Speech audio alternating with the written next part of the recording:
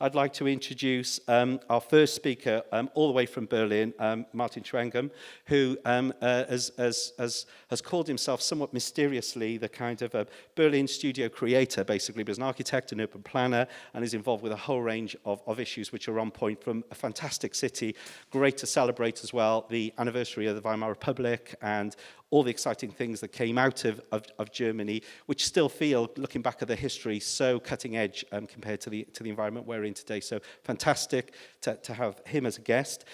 He's going to talk a little bit about his experience and throw some pushes back to yourselves. We're going to take some Q&A and then go into the panel discussion. So yeah, put your seatbelts on, get locked down. We're going to have a fantastic day today and then a great opportunity to drink and talk about that just at the end of the day. And then key us up for a fantastic day too. Thank you very much. Martin. Thank you very much for this great introduction. Do I get this thing off? Yes, I need to move a bit, I guess, while I talk to you. Yes, I'm not the studio creator, but that's an even better title. I call myself, the position I'm holding right now is the Studio Commissioner of Berlin. And what that is, I will talk about later on. My background is architecture and urban research, and I have been active in grassroots in Berlin for the last 10 or 15 years. And I got the question, actually, because I took it as a question, how to master plan the creative city.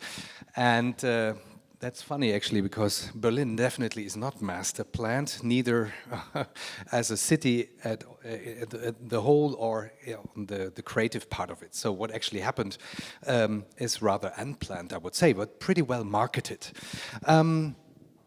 So what I will talk about is a bit to give you the context and the status quo about what happens right now in Berlin.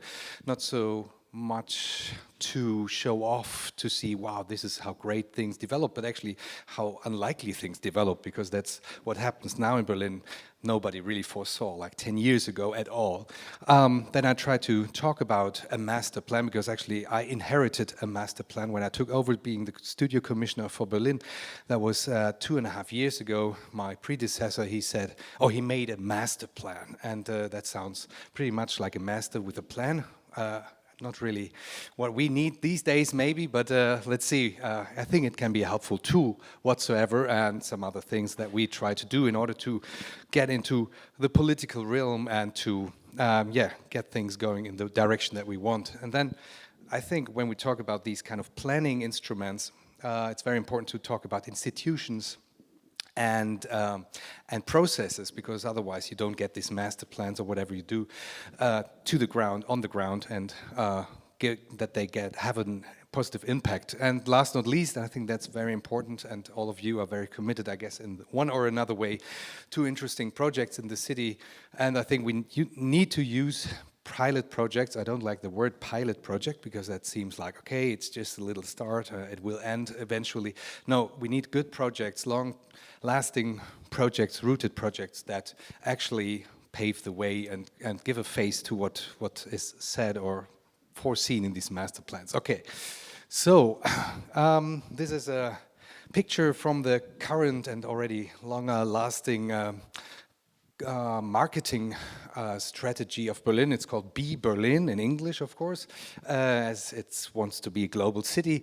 And there it says something like flex time, get out of the office into your bathing pants and all that, only because it's possible. Nobody would ever swim in that river in Berlin, of course. I guess same thing in London, in the Thames or whatever river you have. So this is pretty good marketing, and that's what happened the last years. And Berlin, when the wall came down, everybody thought, okay, within a few years we're going to be back to 5 million inhabitants or something. Berlin used to have 2 million inhabitants after the wall came down in the early 90s. And but what happened was quite the opposite. We got a big banking scandal. There was a big debt accumulated, and actually after the first kind of hype, when all the big architects came and did their master plans for whatever, the Potsdamer Platz, Central Square, etc., there was a long period of kind of depression, you could say, somehow. So at least economic depression. On the other hand, what happened was that Berlin became interesting for many people from the cultural sphere, and the club culture emerged or got very strong. And so what was there was not money, but there was space. And this available space led to actually what made Berlin interesting today, I guess. But now Berlin, or because of that, Berlin now attracts economy or startups, better to say. I think London just took the the pole position from Berlin, but Berlin still is the second biggest capital in terms of startup investment in Europe, which was very hard to believe, or nobody thought about these things like 10, 15 years ago. And of course that leads to something that the rents go up and the population goes up. So the startups are the only reason, of course, for both things, but they're one very prominent indicator, you could say. So to make this a bit more concrete, right now we're at like 3.7 million inhabitants, of course, nothing compared to London or something, or Paris, but it's the biggest city whatsoever in Germany by far, and we had an increase in population between 50 and 30,000 people per year, which really led to a shortage of space, as I said in the beginning. That was actually Berlin had in the beginning, and now this is getting constantly more difficult to get space affordable. Is this also, no, it's not a pointer. One thing which is hard to see, but Berlin used to have, before the war, don't mention it, I know, was 45 million inhabitants, which is interesting when you think of space, right? So Berlin now only has 3.7 million, so there should be much space. There is still, but after the wall came down, and also before in the western part especially, much of the backyards, the courtyards where the working class was living was kind of demolished in order to bring light and space to the city. So even though there must be some spatial kind of resources in the city, it's not, we won't reach that easily 4.5 million again. Only in 2017 the rents went up by 21%.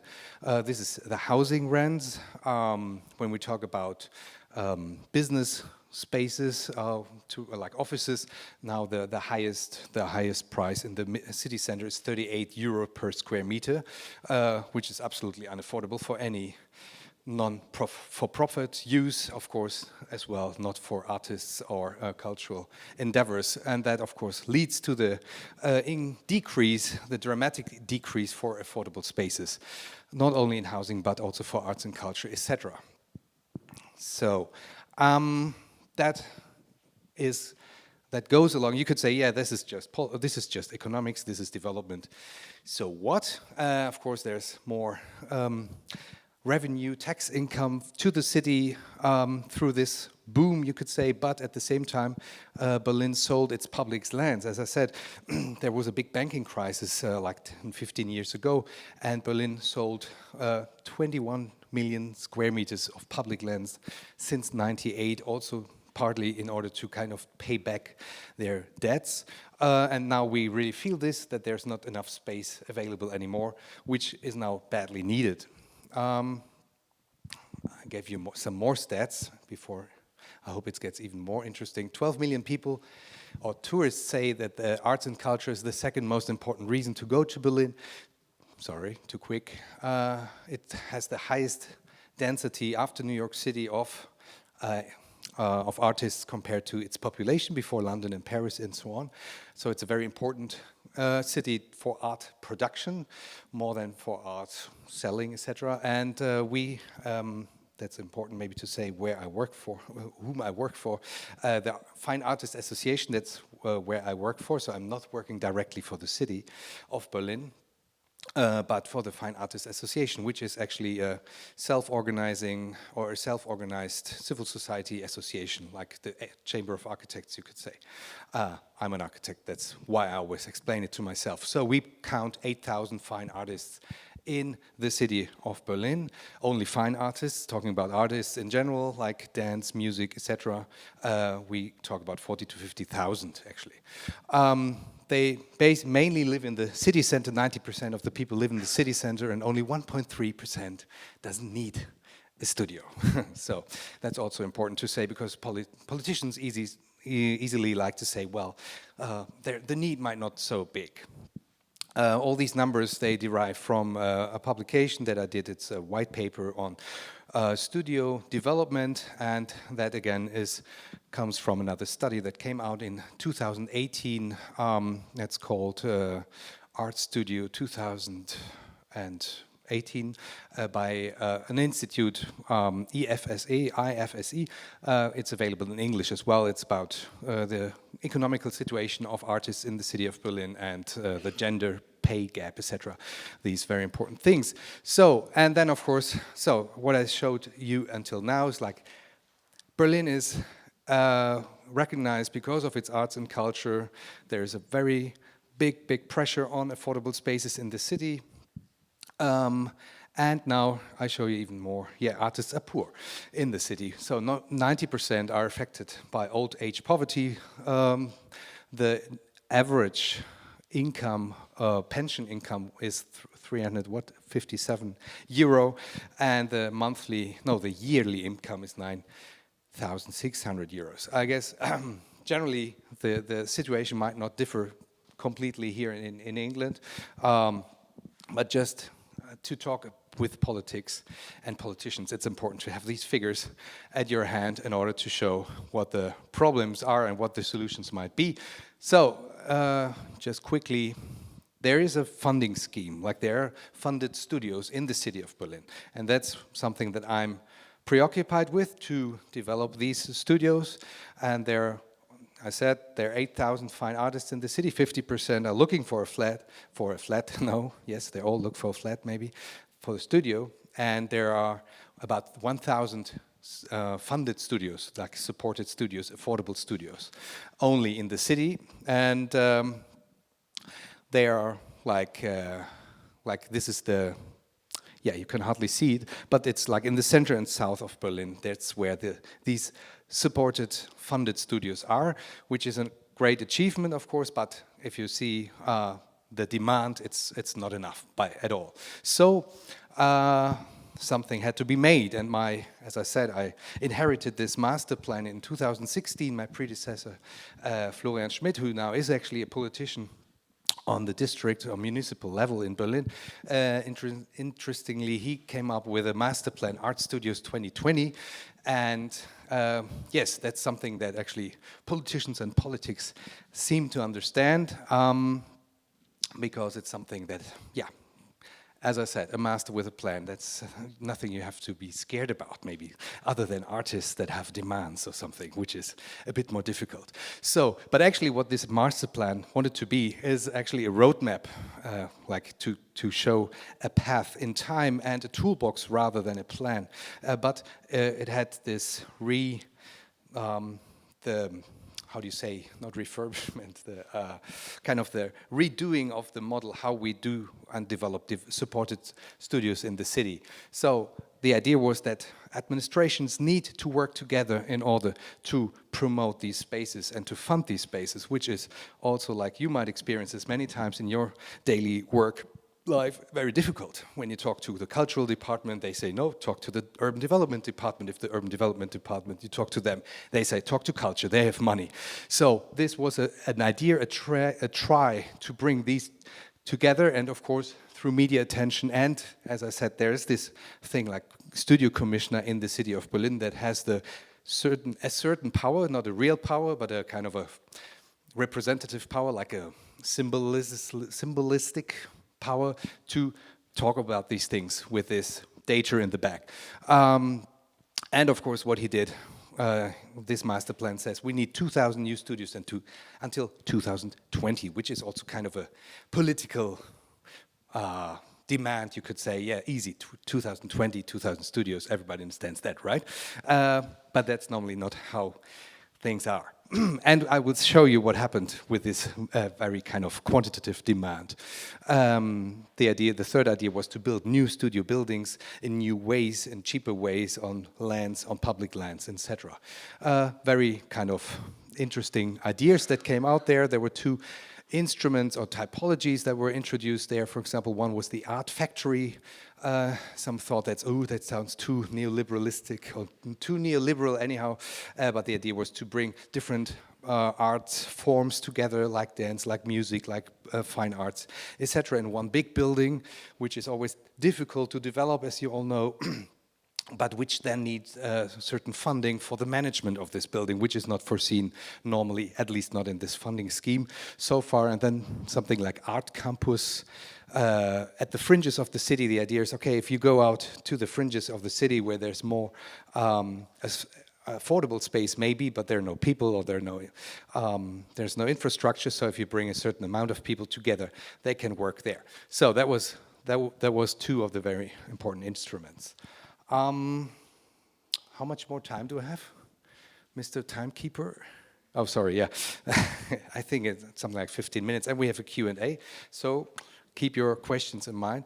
But what happened, the white area there shows what kind of new studios were developed, actually. So we ended up between 2016 and 18 with, I don't know, some 100 studios more, and the master plan demanded where it reaches, of course, to with the red area. So there was we were not satisfied, even though there was a new government in place in 2016. There were elections, so there was a former government, which was the Social Democrats, a great coalition, Social Democrats and Conservatives, which are right now in power on the federal level.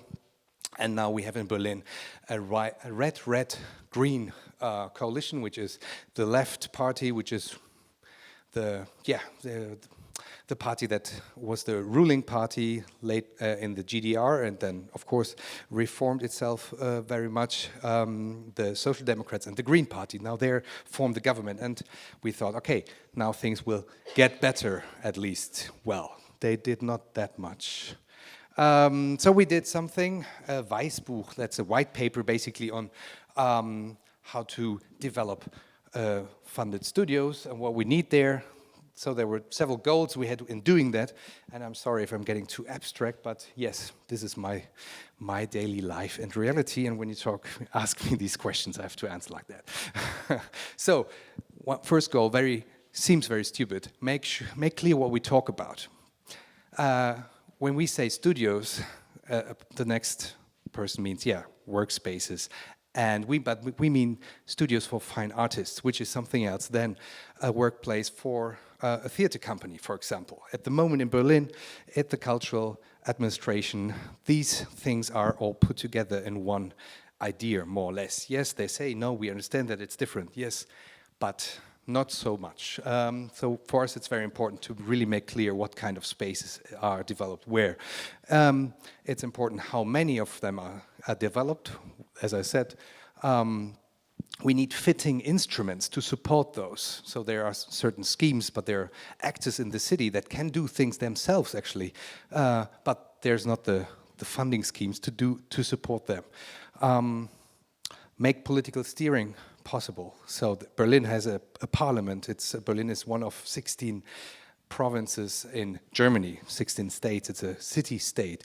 And if you make a very big budget for develop creative spaces and you don't subdivide it into fine arts, rehearsing spaces, etc., it's very difficult for politics later on to say, okay, what money actually went where. So we are very much for transparency. That's what this white paper is all about. And then, of course, mobilize artists and the civil society itself, not so much to just put money in some state-run organizations that then provide space, but we say, because that all takes time, and at the moment there are so many spaces closing down, existing spaces, and while there are new ones developed, and we say it's very important to now give money to the existing spaces, because it's much more costly and maybe too late to wait for the new ones to be developed. Okay, that's what it says here.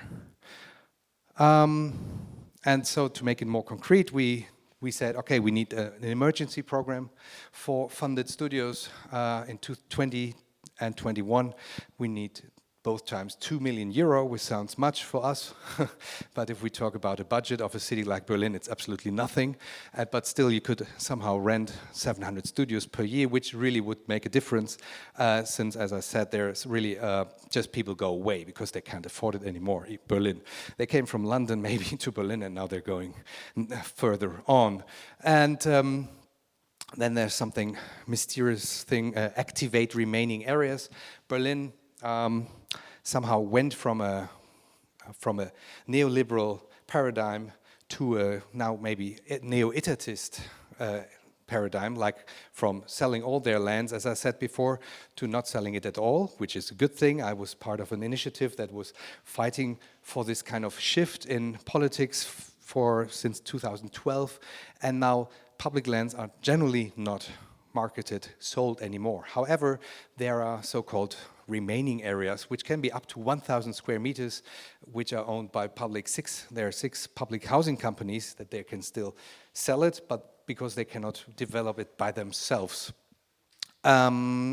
Because they have certain standards, they have certain procedures, how they have to do things, how they have to get bids, etc., how to construct there. But maybe an artist initiative, etc., a cooperative can develop these lands. And we now, we mentioned it here, and in another publication, I would just go through that very quickly because time is running out.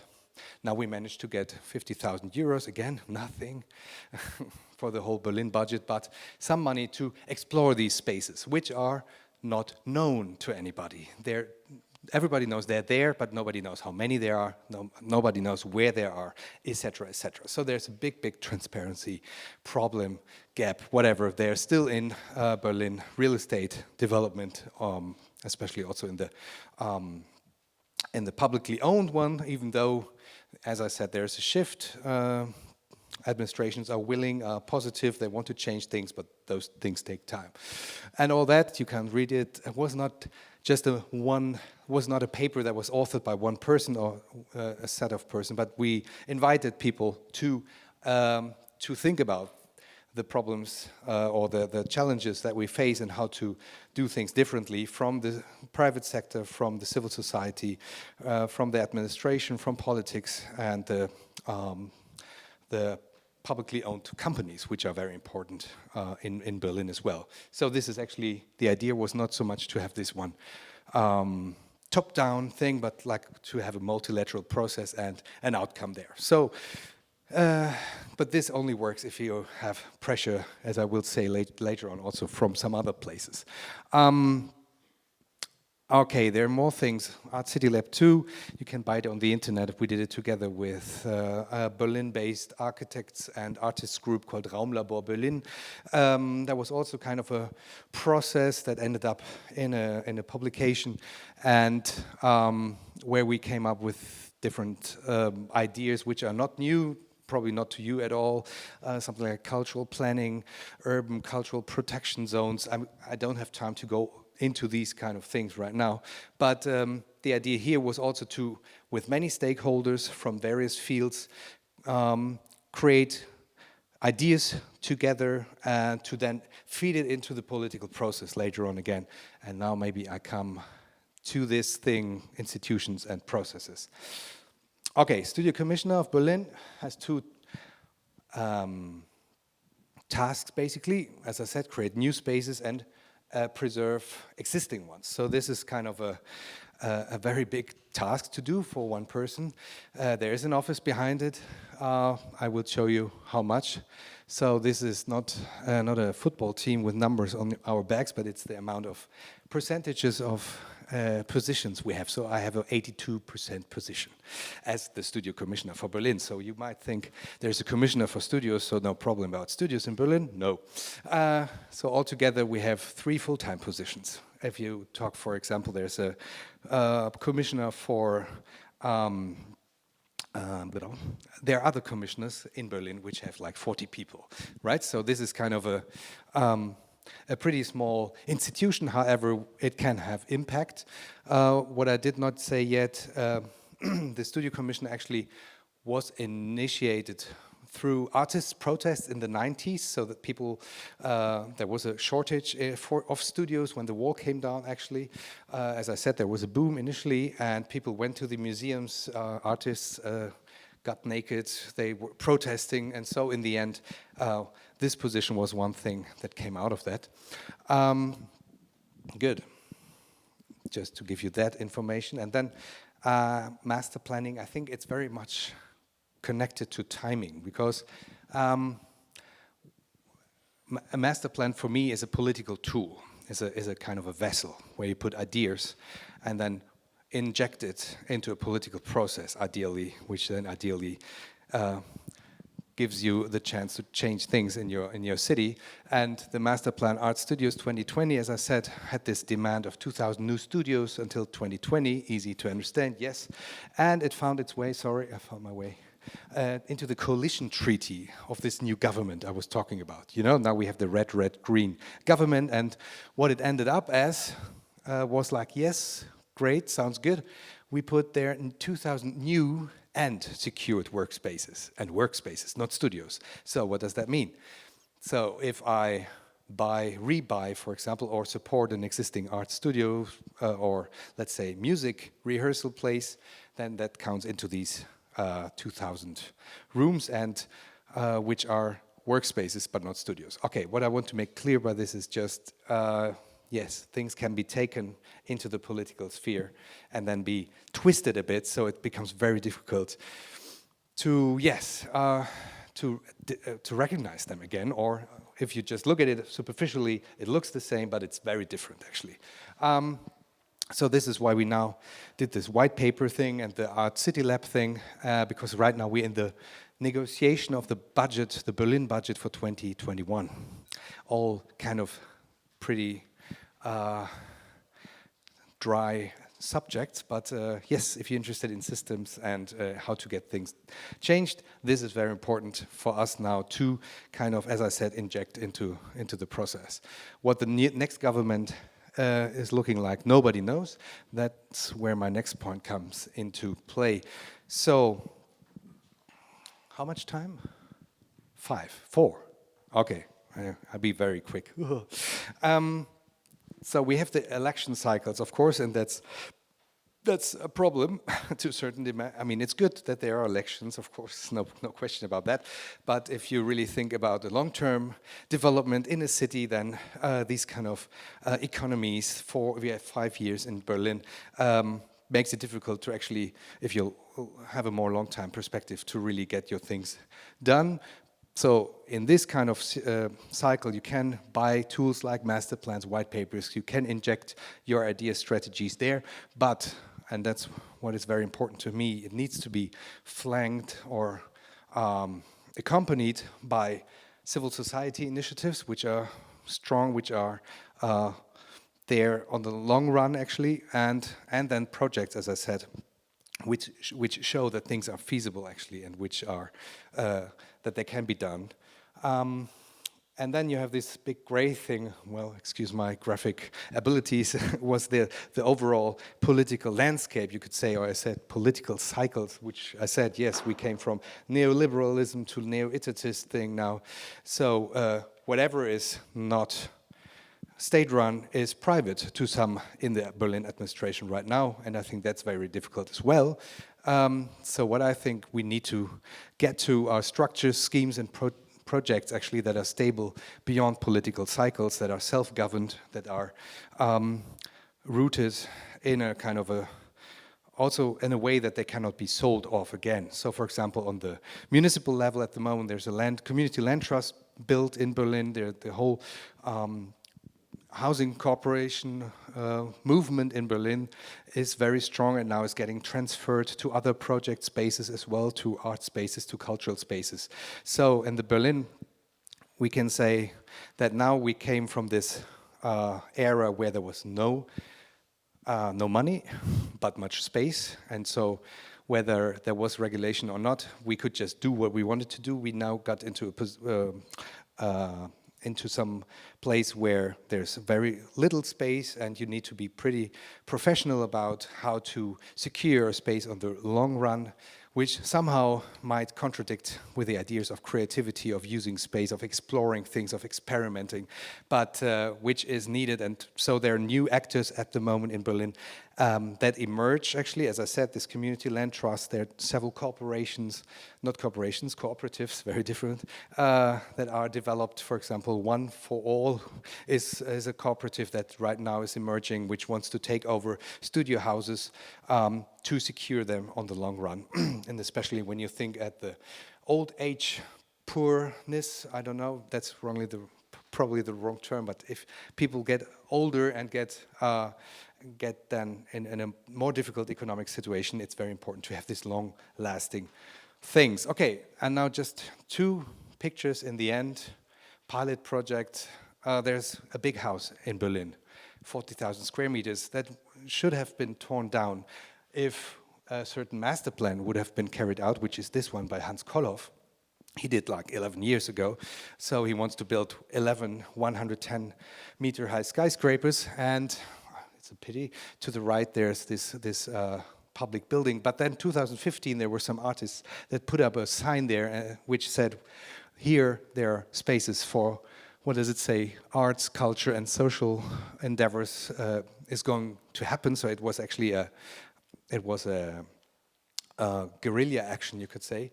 But that was, and then we end up with timing again, it was in the summer of migration in 2015 when there was much space needed for public uses, you could say, and the whole idea of how to use publicly owned real estate was actually shifting, at least for a short period of time.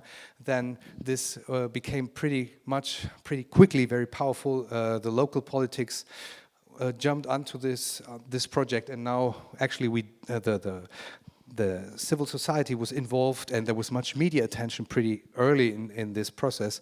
So now we actually ended up with a corporation of 5 partners, and one is at the same eye height as the others, the civil society. It's a cooperative. So it's very difficult to actually do this because there's no real funding foreseen if you want to develop a place like that and to really support the civil society actors in this thing.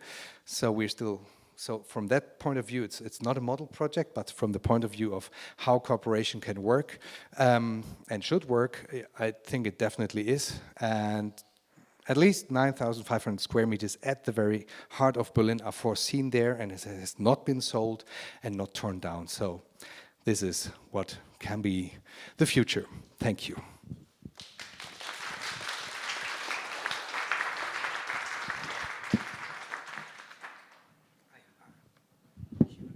Yes.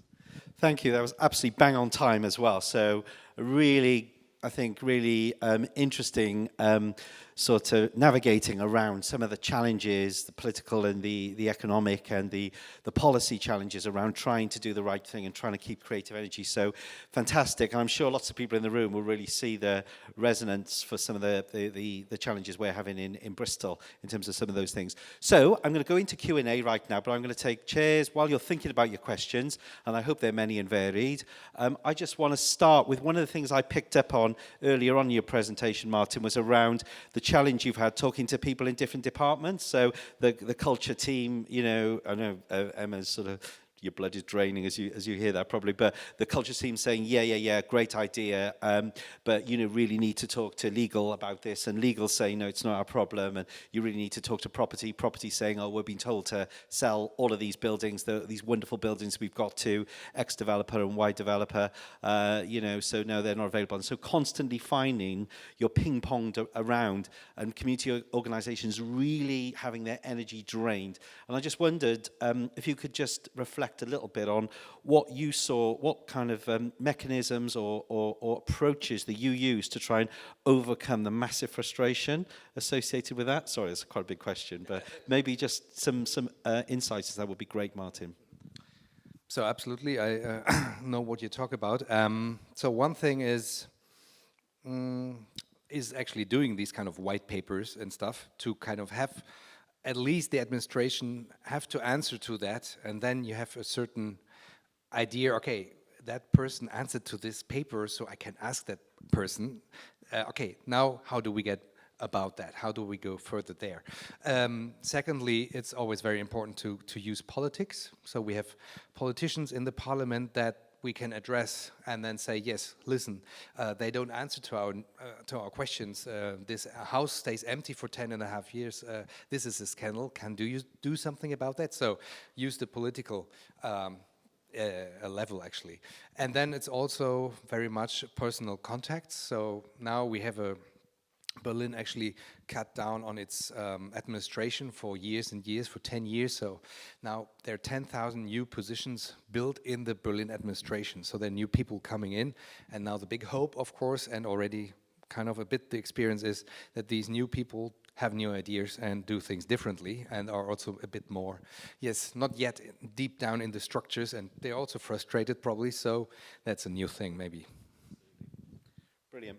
Thanks, Martin. And one more just prompt to remind you to think about if you want to lead a workshop in terms of any of the issues discussed. There's going to be much more coming out when we have the panel discussions. It'd be good to get an indication of people who already got a thinking about leading a workshop. Any hands in the air for anyone? Yeah?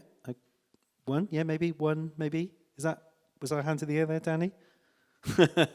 Right, okay, but just think about that, because I think it'd be really good to just get some of those things, and just if there's something coming out of that discussion, just to really kind of nail that down. So over to you at this point. So any more questions from the audience? I'll try and take them in batches.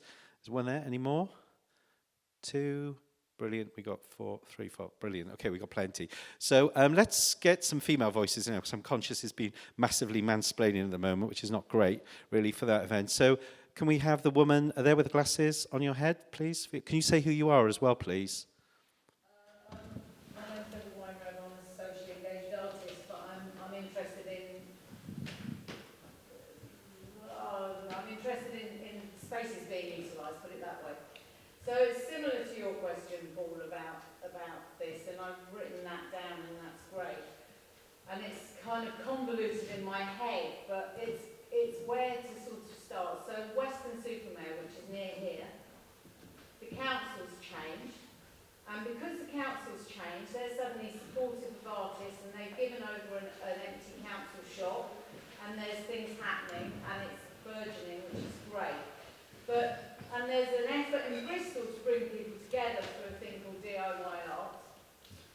And there are some people from bigger institutions there, etc. But it's how to bring the people together to create power, bearing in mind the council. So with the Western example, the council is on board, and that's made a huge difference.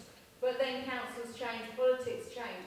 So this is a ridiculously complicated question, and you partly answered it, but maybe even the stage before the white paper, like some words of wisdom from someone who's actually been through it on a bigger scale, citywide, really, because that's what you've done, isn't it? You've looked at it citywide and had to bring different fractions together. And the bigger organisations like here, the Arnold Feeney, etc., because of the way funding works in this country, they have to be quite self-interested. Cool. Okay, Martin. Big question, yes. I guess, well, that's what I said. You have to get beyond political cycles. So while you have this support on the local political level, as I understood it right, but there, yeah, here, there, everywhere. The thing is, of course, I guess what we did in this Haus der Statistik, and other people did much more than I, was, of course, to have a public the public focus on a certain project. So media attention is always very important. So, and then politics are interested in it, so if they're not yet supportive. And then you have to find a longer-term organizational mechanism, how to maintain this kind of thing. And then maybe you can put it in a bigger scheme you have on the municipal level, or, as I said, community land trust. Can you put it somewhere else? So I guess this is the big public, visibility, and then a longer-term organizational model. But yeah, it's Land trust, and I was just at a thing the other day, they were talking about the common land, and that sounds like a mechanism that could be quite useful. Yeah. And that also sounds like a pitch to lead a workshop. on that theme. No, you don't have to be knowledgeable. I think if people are behind the idea, it's just about curating and facilitating that. But that really does sound like that's on point for the discussion today. But you might want to think about that. I don't want to push you into it, but I think that absolutely is.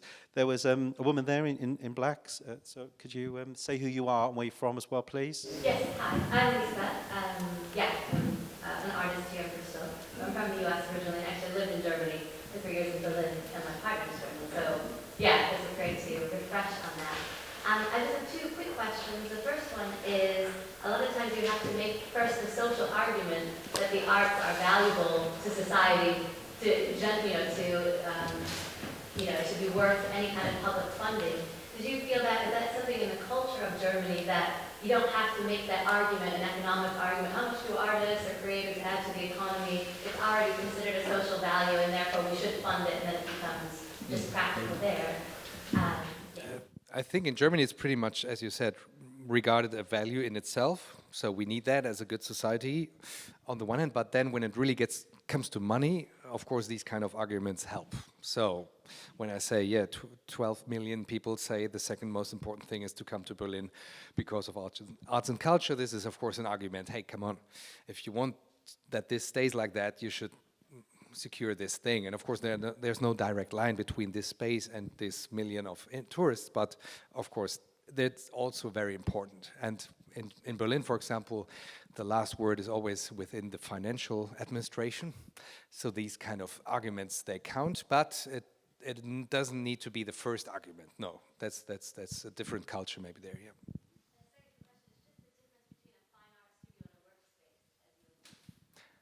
Well, a fine arts studio is a workspace for fine artists, and a workspace can be for any other artists or designer, whatever, people, crafts people, I don't know. So, but we're looking into this fine artists studios as the Fine Artists Association. However, I'm interested in kind of different in spaces which are heterogeneous, where different uses are taking place, and it's not only arts, but it's also culture. It's also like workshops, etc., cultural, social things. So that's the ideal, of course. But it's very difficult to get it into the funding schemes, because then, for example, culture says, no, we only fund fine artist studios. We found music, but we don't do it with literature. You don't have the big demand. So this is why we also try to bring into the discussion to secure existing spaces. And existing spaces are never like, many times are not like, okay, this is fine artists, this is something else, but they're mixed many times. Brilliant. Thanks, Martin. Again, I think that's been another potential discussion around the whole thing about space, the benefits of mixing, because obviously you've got one thing, pushing from government, local authorities is a creative strategy. We want you to work collaboratively, but at the same time, then you get into the silo conversation. So maybe that's, again, something we can unpick in the conversations. We've got a question over there. Say who you are, please. Colin, I'm a photographer artist, and just write down what you said that last one. I've got a sort of legacy question, which is that I was in Berlin last year, and it was quite clear from some of the museums and some of the spaces I went to, particularly in the eastern section, the old GDR, that after the wall came down, lots of big space became available with very low or no rent, and it created a lot of art space, and club culture grew from that, and then the legacy of that seemed to be the ambition to want more big spaces for big projects, like that big building you just showed us in the last one there.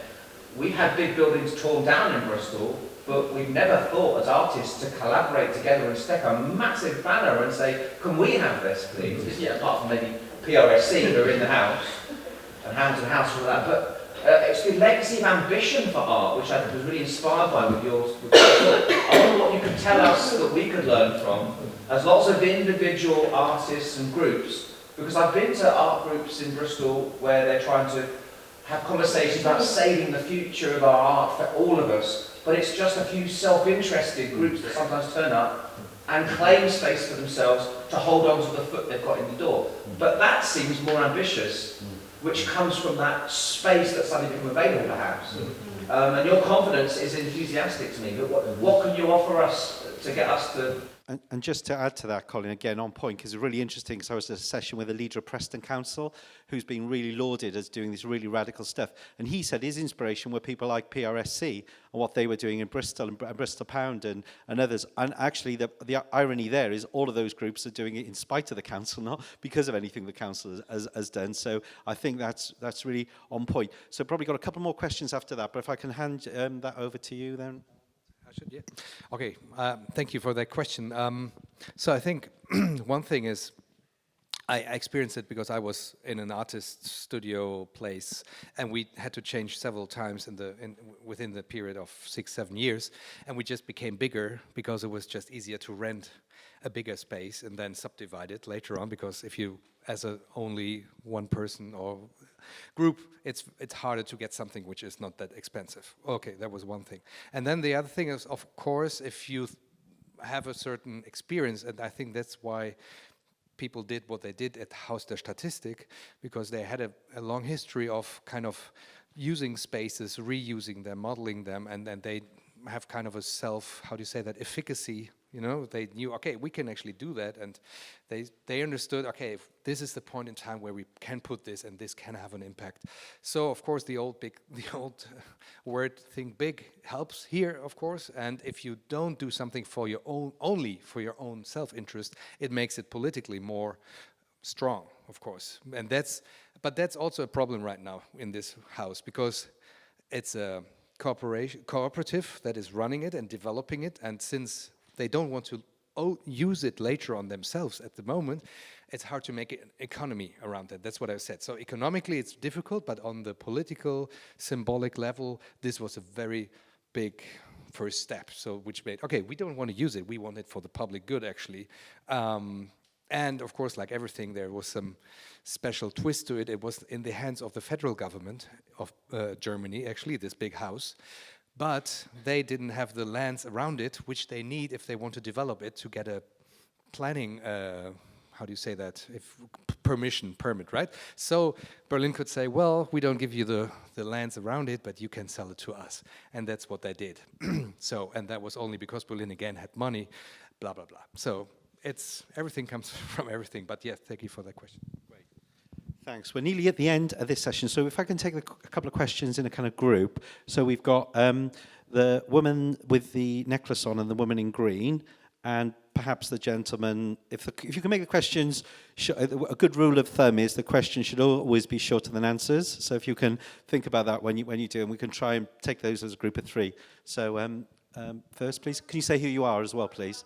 My name's Annie McGann, and I'm St Bristol Nightlife, so I do a lot of work with planners and builders and all that. My question is about how do you ensure the safety of artists that are using buildings. Like, it's one thing to claim a building, but to ensure the safety of the people using that building is so important.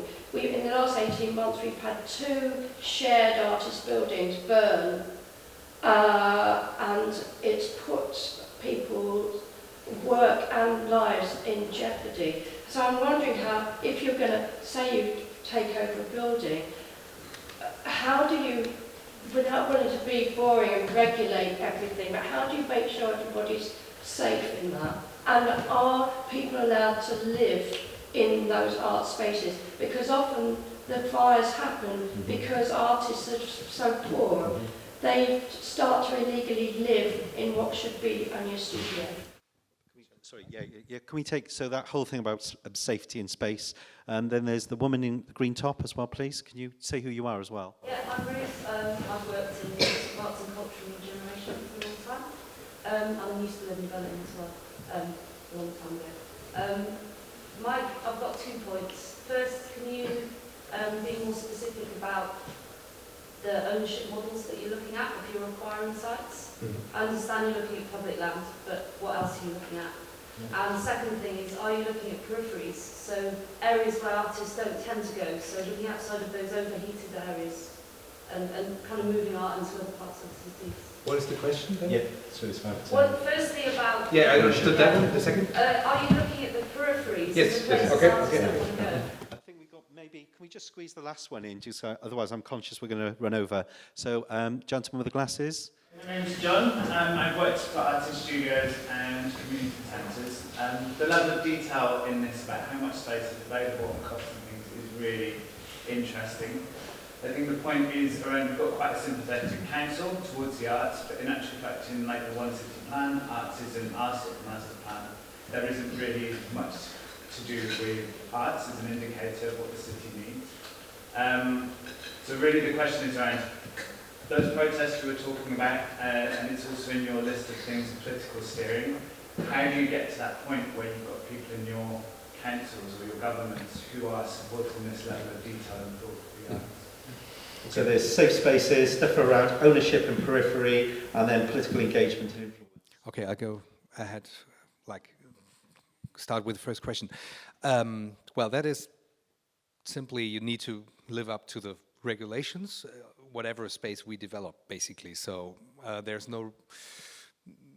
That's a problem, of course, because many times if you have to fulfill the full regulations, then it's very expensive quickly, right?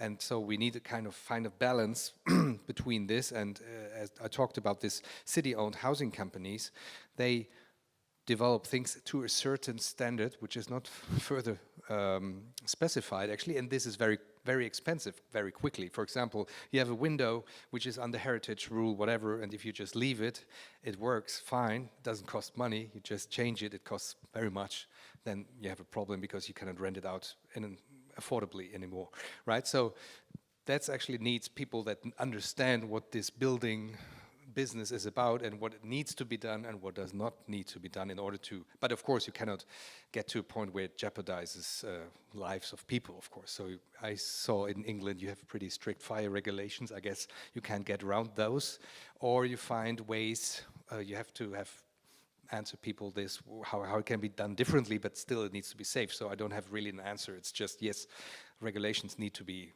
lived up to or fulfilled, I guess. That's the thing. And this living and working, that's a big, big issue, of course, also in Berlin and Germany, since also, actually you can live to a certain amount in your studio. You just need to go back to your other place to shower then and sometimes. However, we also have studio flats, actually, that are subsidized, which is a flat with a studio workspace. So this is what we try to install again, which is not in the funding scheme right now. So this is something, a big topic that is important, as you said, because, yeah, if you neglect it, things can become dangerous. I hope I answered your question, more or less. The second question was, help me? Ownership, yes. Okay, ownership models. Well, the thing is, there is a triangle right now, how we develop these publicly funded studios. There's a private charitable company that has a contract with the city of Berlin, and they can rent it and then sub-rent it again to the artists. And through the Fine Artists Association, we make sure there's a board where people have to apply to, and we make sure there's professional artists and they're under a certain income, monthly or yearly income.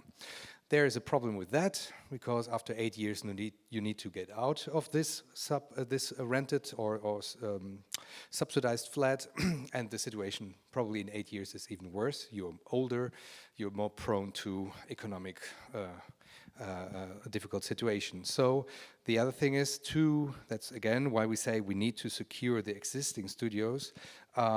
Yes, how can we do that? If it's a publicly owned real estate building or whatever, we try to do it in long lease contracts, to give a long lease contract to whatever initiative. There the problem is always the percentage of, how do you say that, the per year you need to pay, for example, 6% as a rent or something, and that's too high. So now they lowered this percentage for 20 years to the half. Let's see, after 20 years, what happens then? They're quickly over. We all know that. At least I know that now.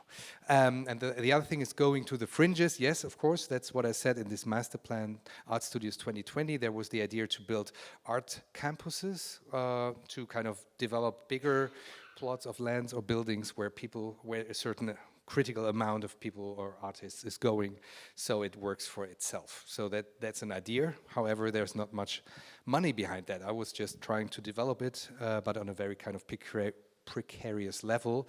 There's always the municipalities in Berlin that like things, but they don't have money. So I need to talk to the state level of Berlin, and they say, well, this is the, again, this you and me thing. So that's, the idea is there, but still there's funding needed. And the last question that was, oh yeah, how do you get into this, how do you get your advocates in place, right? To cut it short.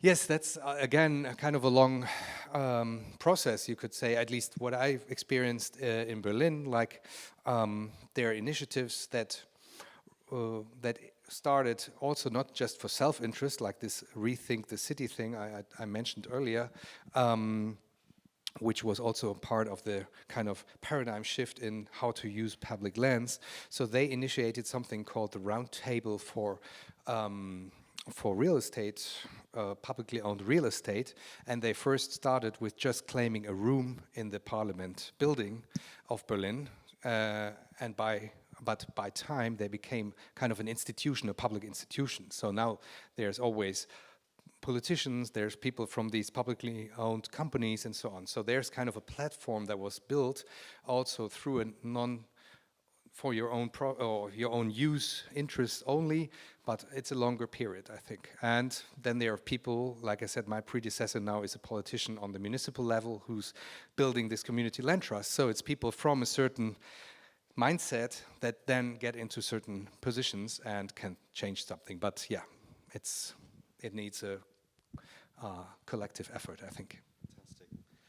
Thanks so much for that, Martin. Are you going to be staying around for the day as well to mix? So amazing and really fantastic and inspiring sort of story in terms of what's happening in Berlin that's, I think, really energizing us across the Southwest. So can we show our appreciation for Martin? Thank you. Thank you. Cheers.